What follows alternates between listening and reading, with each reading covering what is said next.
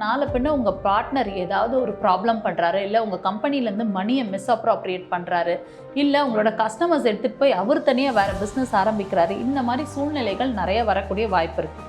அப்போ நீங்கள் உங்களை ப்ரொடெக்ட் பண்ணணும் அப்படின்னா சரி, ஓகே மேம். நான் இப்போ இதில் வந்து 60% இன்வெஸ்ட்மெண்ட் போடுறேன், என் ஃப்ரெண்டு 40% போடுறாரு. நீங்கள் 2 பேர் இல்லாமல் இன்னொருத்தர் இருக்கார், அவருக்கு மார்க்கெட்டிங் நல்லா தெரியும், அவர் எந்த இன்வெஸ்ட்மெண்ட்டும் போடல, அவரை இதில் பார்ட்னராக சேர்க்க முடியுமா? ஆனஸ்ட்டாக சொல்லணும்னு பார்த்தீங்க அப்படின்னா, பிஸ்னஸ் ஆரம்பிக்க போகிறவங்க எல்லாருக்குமே ஒரு மிகப்பெரிய பயம் இருக்கும், பிஸ்னஸ் சக்ஸஸ் ஆகுமா இல்லையான்னு. வாங்க சார், ரொம்ப நாள் ஆச்சு, பிஸ்னஸ் ஸ்டார்ட் பண்ணணும்னு எக்கச்சக்க டவுட்ஸ் கேட்பீங்க, இன்னும் கேட்கலையே எதுவுமே. இப்போலாம் டவுட் வந்துச்சுன்னா ஃபஸ்ட்டு யூடியூப்லேயே செக் பண்ணி பார்த்துட்றேன் மேம். இப்போ ஒரு பெரிய டவுட் வந்திருக்கு, சரி அதான் உங்கள்கிட்ட கேட்கலான்னு வந்திருக்கேன். என்ன டவுட் சொல்லுங்கள், டிஸ்கஸ் பண்ணிடுவோம். மேம், நானும் என் ஃப்ரெண்டும் சேர்ந்து பிஸ்னஸ் ஸ்டார்ட் பண்ணலான்னு இருக்கோம் மேம். இதில் வந்து 2 ஆப்ஷன் சொல்கிறாங்க, ஒன்று ப்ரொப்ரைட்டர்ஷிப், இன்னொன்று பார்ட்னர்ஷிப். இதில் ப்ரொப்ரைட்டர்ஷிப் பற்றி நீங்கள் ஆல்ரெடி ஒரு வீடியோ போட்டிருக்கீங்க, செக் பண்ணி பார்த்துட்டேன். பார்ட்னர்ஷிப் பற்றி தெரிஞ்சுக்கலாம் அப்படின்றதுக்காக தான் மேம் வந்திருக்கேன். நிறைய பேருக்கு இந்த டவுட் வருது, அதாவது நாங்கள் 2 பேர் சேர்ந்து பிஸ்னஸ் ஸ்டார்ட் பண்ணலான் இருக்கோம் அப்படின்னு சொல்லுவாங்க. பார்ட்னர்ஷிப்பில் பண்ணலாமா, இல்லை ஒருத்தர் பேரில் கம்பெனி வச்சுக்கிட்டு இன்னொருத்தர் வெளியில் இருக்கலாமான்னு கேட்பாங்க. ஸோ அதனால் நம்ம இன்றைக்கி என்ன பண்ணுவோன்னா, பார்ட்னர்ஷிப் ஃபர்ம்னா என்ன, அதுக்கு என்னென்ன டாக்குமெண்ட்ஸ் அண்ட் ரெஜிஸ்ட்ரேஷன் தேவைப்படுதுங்கிறத டீட்டெயில்டாக பேசிடுவோம். சரி, ஓகே மேம். இப்போ 2 பேரும் சேர்ந்து ஒரு கம்பெனி ஆரம்பிக்க போகிறீங்க, இல்லைனா 2 பேரும் அதுக்கும் மேற்பட்டவங்க சேர்ந்து கம்பெனி ஆரம்பிக்கிறீங்கன்னா அது பார்ட்னர்ஷிப் ஃபர்ம் அப்படின்னு சொல்லலாம்.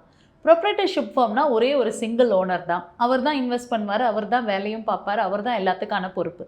பார்ட்னர்ஷிப் பொறுத்த வரைக்கும் எத்தனை பார்ட்னர்ஸ் இருக்கீங்களோ அவங்களுக்கு நடுவில் இன்வெஸ்ட்மெண்ட்ஸ் பிரியும், அதே மாதிரி பொறுப்பு பிரியும், அதே மாதிரி அதில் இருக்கக்கூடிய லாஸ் அண்ட் ப்ராஃபிட் இது எல்லாருக்குமே ஈக்குவலாக ஷேர் ஆகும். அதுதான் பார்ட்னர்ஷிப் ஃபர்ம். சரி, ஓகே மேம். இப்போ ப்ரொப்ரைட்டர்ஷிப்பையே நாங்கள் 2 பேர் சேர்ந்து பண்ண முடியுமா?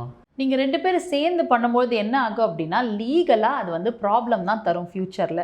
ஃபார் எக்ஸாம்பிள் எல்லாரும் என்ன பண்ணுவாங்க அப்படின்னா, 2 பேர் சேர்ந்து ஆரம்பிக்கிறோம், ப்ரொப்ரைட்டர் இவர் கம்பெனி பேரில் வச்சுக்கிட்டோம் அப்படின்னு நினச்சி நீங்கள் ஸ்டார்ட் பண்ணுறீங்க அப்படின்னா, நாளை பின்ன கம்பெனிக்கு ஏதாவது ஒரு லாஸ் வருது அப்படின்னா, உங்கள் ஃப்ரெண்டு திடீர்னு இல்லை என்னால் இதை ஏற்றுக்க முடியாது அப்படின்னா, லீகலாக அவர் மேலே நீங்கள் எந்த ஆக்ஷனும் எடுக்க முடியாது, நீங்கள் தான் அந்த லாஸ்க்கு ஃபுல்லாக பொறுப்பாவீங்க. ஸோ இந்த மாதிரி ப்ராப்ளம் இருக்கிறதுனால நீங்கள் பார்ட்னர்ஷிப் போகும்போது தான் எந்த ஒரு ப்ராப்ளத்தையும் உங்களால் சால்வ் பண்ண முடியும். இப்போ பார்ட்னர்ஷிப்பில் இதே மாதிரியே பிரச்சனை வந்துச்சுன்னா அதில் எனக்கு ப்ரொடெக்ஷன் கிடைக்குமா மேம்? ஆமாம், அதுக்கு வந்து எப்படி ப்ரொடெக்ஷன் கிடைக்கும் அப்படின்னு பார்த்தீங்கன்னா, நிறைய பேர் வந்து பார்ட்னர்ஸ் என்ன பண்ணுவாங்க, அவங்களுக்குள்ள ஓரலாக அக்ரிமெண்ட் பேசிக்கிட்டு அவங்க வந்து ஒரு பார்ட்னர்ஷிப் டீட் கூட போடாமல் அவங்க வந்து பிஸ்னஸ் பண்ண ஆரம்பிப்பாங்க. ஆனால் அப்படி இருக்கக்கூடாது. பார்ட்னர்ஷிப் டீட் அப்படின்றத ஒன்று நீங்கள் ப்ராப்பராக டிராஃப்ட் பண்ணணும். அந்த பார்ட்னர்ஷிப் டீட் என்ன சொல்லுன்னு பார்த்தீங்கன்னா, அந்த கம்பெனியை பொறுத்த வரைக்கும் யார் அதில் இன்வெஸ்ட் பண்ணுறாங்க, எவ்வளோ இன்வெஸ்ட் பண்ணுறாங்க, யாருக்கு எவ்வளோ ஷேர்ஸ் இருக்குது, யார் டெசிஷன் மேக்கர்ஸாக இருப்பாங்க அப்படின்ற டீட்டெயில்டாக ரைட் பண்ணுவாங்க. இதை நிறைய பேர் எழுதாமல் ரொம்ப பேசிக்கான டீட் போட்டுட்டு நாளைக்கு பின்னாடி ஏதாவது பிரச்சனை வந்துச்சுன்னா ப்ராப்ளம் ஆகும். ஸோ பார்ட்னர்ஷிப்பாக ஆரம்பிக்கும் பொழுது டீட்டெயில்டாக டிராஃப்டிங் பண்ணி அந்த பார்ட்னர்ஷிப் டீட் வந்து உங்களுக்கு ஃப்யூச்சரில் இந்த மாதிரி ப்ராப்ளம் வந்தால் அதுதான் பேசும். இந்த டீட் வந்து கம்பல்சரியா மேம்? இது இல்லைன்னா என்ன ஆகும்? அதுக்கு நான் ப்ராக்டிக்கலாகவே ஒரு எக்ஸாம்பிள் சொல்கிறேன். எங்ககிட்ட வந்த ஒரு கிளைண்ட் வந்து பார்த்திங்கன்னா, பார்ட்னர்ஷிப் டீடை வந்து அவர் பண்ணலை. ஓரலாக அவங்க ஃப்ரெண்ட்ஸ் 2 பேரும் சேர்ந்து ஒரு பேசிக்கான ஒரு டீட் வந்து அவங்களே ஒரு 2 பேப்பர்ஸில் வந்து நம்ம 2 பேரும் பார்ட்னர்ஸ் அப்படின்னு சொல்லி எழுதி வச்சுக்கிறாங்க. ஓகேங்களா? அதுக்கப்புறம் கம்பெனியை ரன் பண்ணுறாங்க, 2 பேருக்குள்ளே பிரச்சனை வருது. ஆனால் கோர்ட்டுக்கு இந்த பேப்பர்ஸை வச்சு அவங்களால போக முடியாது. காரணம் என்னென்னா, டீட் அப்படின்ற ஒரு வார்த்தை என்னென்னா, ஒரு பார்ட்னர்ஷிப் அக்ரிமெண்ட்டை ப்ராப்பராக ஒரு ஸ்டாம்ப் பேப்பரில் அதை பிரிண்ட் அவுட் எடுக்கிறது. அதை பிரிண்ட் அவுட் எடுத்து அதில் என்ன பண்ணுவாங்கன்னா, 2 பார்ட்னர்ஸ் யார், அவங்களோட அட்ரஸஸ் என்னென்ன, அவங்களோட ஏஜ் என்ன, அவங்க ஃபாதர் நேம் என்னன்னு டீட்டெயில்டாக மென்ஷன் பண்ணிவிட்டு, எப்படி நீங்கள் ஒரு ப்ராப்பர்ட்டி ரெஜிஸ்ட்ரேஷன் பண்ணுறீங்களோ அதே மாதிரி ஒரு பார்ட்னர்ஷிப் டீடில் அவங்களோட ஃபுல் டீட்டெயில்ஸையும் போட்டுட்டு இந்த கம்பெனிக்கு யார் பொறுப்பு அப்படின்றத ஃபுல்லாக வரும். யாரோடது கேபிட்டல் இன்வெஸ்ட்மெண்ட் இருக்குது, யாருக்கு 50-50% ஷேரா இல்லை 60-40% ஷேரா, அதே மாதிரி கம்பெனியில் இருக்கக்கூடிய ட்ரேட்மார்க் யாருக்கு சொந்தமானது, இதில் ஒரு லாஸ் வந்துச்சுன்னா அதுக்கு யார் பொறுப்பாவாங்க, அதே மாதிரி ஒரு டெசிஷன்ஸ் எடுக்கணும்னா எல்லாரையும் கலந்து டெசிஷன் எடுக்கணுமா இல்லை யாராவது ஒருத்தர் டெசிஷன் எடுக்கணுமாங்கிறத டீட்டெயில்டாக அதை குறிப்பிடுறது தான் டீட். அந்த டீடை நீங்கள் ஸ்டாம்ப் பேப்பரில் எடுத்து நீங்கள் வைக்கும்போது அதோட வேல்யூ இன்னும் ஜாஸ்தியாகும். சரி, ஓகே மேம். இப்போ நாங்கள் 2 பேர் மட்டும்தான் சேர்ந்து ஸ்டார்ட் பண்ணுறோம், மேக்ஸிமம் எவ்வளோ பேர் இதில் சேர்த்துக்க முடியும்? பார்ட்னர்ஷிப் டீடை பொறுத்த வரைக்கும் மினிமம் 2 பேர் இருக்கணும், மேக்ஸிமம் வந்து 50 பேர் வரைக்கும் நீங்கள் வந்து சேர்க்கலாம்.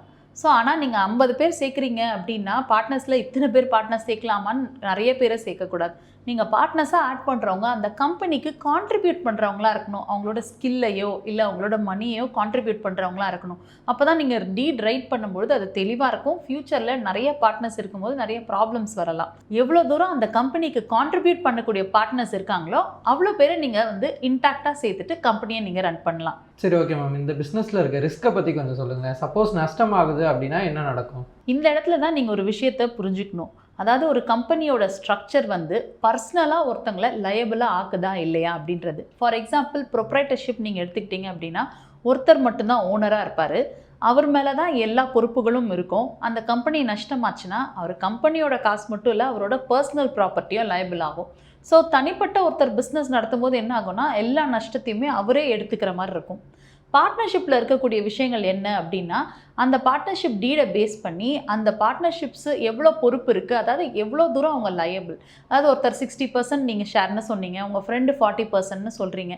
ஸோ கம்பெனி நஷ்டமாகுது அப்படின்னா அந்த நஷ்டத்துக்கும் ஈக்குவலாக நீங்கள் எல்லோரும் பொறுப்பாக இருப்பீங்க. ஃபார் எக்ஸாம்பிள் எப்படி ஈக்குவல்னா நீங்கள் 60% ஷேர்னா 60%க்கு நீங்கள் அந்த நஷ்டத்துக்கு பொறுப்பாகுவீங்க. அந்த மாதிரி இன்னொருத்தர் 40%னா அவர் அந்த 40%. அது மட்டும் இல்லாமல் நான் சொல்லியிருந்தேன் இந்த 60-40ல் நீங்கள் ஏதாவது 1-2% இன்னொருத்தர் கொடுப்பீங்க. ஸோ அந்த நஷ்டத்தில் எவ்வளோ பர்சன்டேஜ் ஒவ்வொருத்தரும் கான்ட்ரிபியூட் பண்ணியிருக்கீங்களோ அந்த கான்ட்ரிபியூஷனுக்கு நீங்கள் பொறுப்பாகுவீங்க. ஸோ பார்ட்னர்ஷிப்பை பொறுத்த வரைக்கும் நஷ்டம் வருது அப்படின்னா நீங்கள் பயப்பட வேணாம். அந்த நஷ்டத்துக்கு எல்லாருக்குமே ஷேர் இருக்கும். ஸோ சைக்கலாஜிக்கலாக பார்த்தீங்க அப்படின்னா ஒரு நஷ்டம் அடையுதுன்னா ஒருத்தர் மட்டும்தான் பொறுப்பு அப்படின்றது இல்லாமல் இருக்கக்கூடிய அத்தனை பார்ட்னர்ஸும் அவங்களோட ஷேர் பேசிஸில் அந்த பொறுப்பு வரும். ஸோ நாளைக்கு நஷ்டம் அடையக்கூடாதுன்னு சொல்லி எல்லா பார்ட்னர்ஸுமே பொறுப்போடு அதில் வேலையும் செய்வாங்க. சரி, ஓகே மேம். இப்போ பார்ட்னர்ஷிப் ஃபார்முக்கான ரெஜிஸ்ட்ரேஷன்ஸ் என்னென்ன மேம்? பார்ட்னர்ஷிப் ஃபார்மில் இருக்கக்கூடிய ஃபஸ்ட்டு ரெஜிஸ்ட்ரேஷன் என்னென்னா பார்ட்னர்ஷிப் டீடை நீங்கள் முதல்ல டிராஃப்ட் பண்ணணும். அதை நீங்கள் டிராஃப்ட் பண்ணுறதுக்கு ஒரு ப்ராப்பரான அட்வொகேட்டை ஹையர் பண்ணிவிட்டு உங்களுக்குள்ளே இருக்க டேர்ம்ஸ் அண்ட் கண்டிஷன்ஸ் எல்லாமே ஆட் பண்ணிவிட்டு அது மட்டும் இல்லாமல் ஜென்ரலாக ஒரு கம்பெனிக்கு என்னென்ன கிளாஸஸ்லாம் இருக்கணுமோ அதையும் ஆட் பண்ணி நீங்கள் டீடை வாங்கிக்கணும். அந்த டீடை நீங்கள் ஸ்டாம்ப் பேப்பரில் பிரிண்ட் பண்ணிவிட்டு கம்பெனி எங்கே நீங்கள் ஆரம்பிக்க போகிறீங்களோ அந்த கம்பெனி அட்ரஸ் இருக்கிற இடத்துல உங்களோட டீடை நீங்கள் ரெஜிஸ்டர் பண்ணிக்கணும். இந்த டீடை நீங்கள் ரெஜிஸ்டர் பண்ண பிறகு என்ன பண்ணலான்னா இந்த டீடை யூஸ் பண்ணி நீங்கள் பேன் கார்டுக்கு அப்ளை பண்ணலாம். உங்களுக்கு பார்ட்னர்ஷிப் ஃபார்மில் ஒரு பேன் கார்டு வரும். அந்த பேன் கார்டை பேஸ் பண்ணி இந்த டீடையும் வச்சுட்டு நீங்கள் கரண்ட் அக்கௌண்ட்டும் ஓப்பன் பண்ணலாம். சரி, ஓகே மேம். இப்போ நான் இந்த டீடை ரெஜிஸ்டர் பண்ணலன்னா என்ன ஆகும்? இந்த டீடை ரெஜிஸ்டர் பண்ணலன்னா என்ன ஆகும் அப்படின்னு பார்த்தீங்கன்னா நாளை பின்ன உங்கள் பார்ட்னர் ஏதாவது ஒரு ப்ராப்ளம் பண்ணுறாரு, இல்லை உங்கள் கம்பெனிலேருந்து மணியை மிஸ்அப்ராப்ரியேட் பண்ணுறாரு, இல்லை உங்களோட கஸ்டமர்ஸ் எடுத்துகிட்டு போய் அவர் தனியாக வேறு பிஸ்னஸ் ஆரம்பிக்கிறாரு, இந்த மாதிரி சூழ்நிலைகள் நிறைய வரக்கூடிய வாய்ப்பு இருக்குது. அப்போ நீங்கள் உங்களை ப்ரொடெக்ட் பண்ணணும் அப்படின்னா நீங்கள் கோர்ட்டுக்கு போவீங்க. கோர்ட்டில் உங்களோட பார்ட்னர்ஷிப் டீட் செல்லணும் அப்படின்னா இதை முன்கூட்டியே நீங்கள் பத்திரப்பதிவு பண்ணியிருக்கணும். நீங்கள் சப்போஸ் பண்ணலைன்னு வச்சுக்கோங்களேன், உங்கள் பார்ட்னர் வந்து வேற ஒரு டீட் எடுத்துகிட்டு வந்து இதுதான் நாங்கள் சைன் பண்ணுவோம் டூப்ளிகேட் கூட கொடுக்க வாய்ப்பு இருக்குது. ஸோ அந்த மாதிரி விஷயம்லாம் அவாய்ட் பண்ணுறதுக்கு நீங்கள் ரெஜிஸ்டர் பண்ணுறது தான் பெட்டர். சரி, ஓகே மேம். இப்போ பார்ட்னர்ஷிப் ஃபார்முக்கு இந்த ரெஜிஸ்ட்ரேஷன் மட்டும் போதுமா?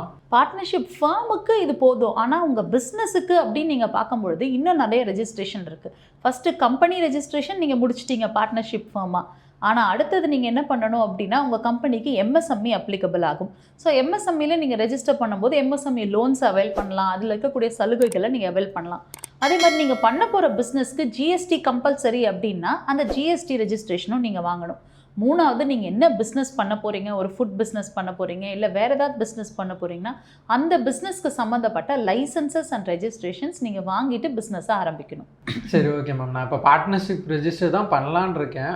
ஆனால் ஃப்ரெண்ட்ஸை நம்பி ஆரம்பிக்க கொஞ்சம் பயமாக இருக்குது. ஆனஸ்ட்டாக சொல்லணும்னு பார்த்தீங்க அப்படின்னா பிஸ்னஸ் ஆரம்பிக்க போகிறவங்க எல்லாருக்குமே ஒரு மிகப்பெரிய பயம் இருக்கும், பிஸ்னஸ் சக்ஸஸ் ஆகுமா இல்லையான்னு.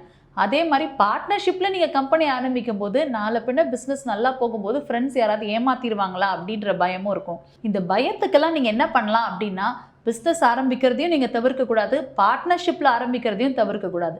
நீங்கள் என்ன பண்ணணும்னா பிஸ்னஸையும் பார்ட்னர்ஷிப்பையும் தெளிவாக கிளாரிட்டியோடு நீங்கள் அதை ஸ்டார்ட் பண்ணணும்.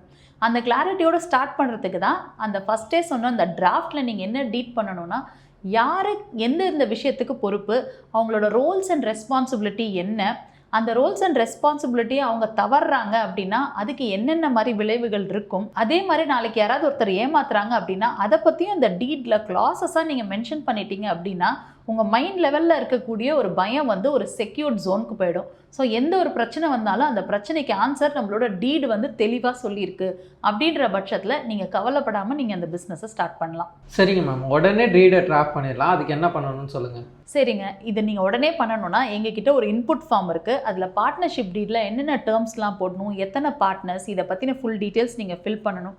அதை ஃபில் பண்ணி நீங்கள் கொடுத்த உடனே எங்கள் லீகல் டீமே நீங்கள் வேறு என்னென்ன கிளாஸ்லாம் ஆட் பண்ணணும் உங்கள்கிட்ட ஃபோன் பண்ணி கேட்டுட்டு உங்களுக்கு ஒரு ப்ராப்பரான டிராஃப்டை ரெடி பண்ணி கொடுப்பாங்க. அந்த டிராஃப்டை நீங்கள் என்ன பண்ணணும்னா உங்கள் ஃப்ரெண்ட்ஸோட சேர்ந்து கலந்து பேசி வேறு ஏதாவது கிளாஸ் ஆட் பண்ணணுன்னாலும் அதில் ஆட் பண்ணிடலாம். ஆட் பண்ண பிறகு அதை ரெஜிஸ்ட்ரேஷன் ப்ராசஸ்க்கும் மூவ் பண்ணிடலாம். அப்புறம் மேம், எனக்கு இதே மாதிரியே ஜிஎஸ்டிலையும் கொஞ்சம் டவுட் இருக்குது. அடுத்த டவுட்டா? சரி வாங்க, அதை இன்னொரு வீடியோவில் டிஸ்கஸ் பண்ணிக்கலாம். சரி, ஓகே, தேங்க்யூ மேம்.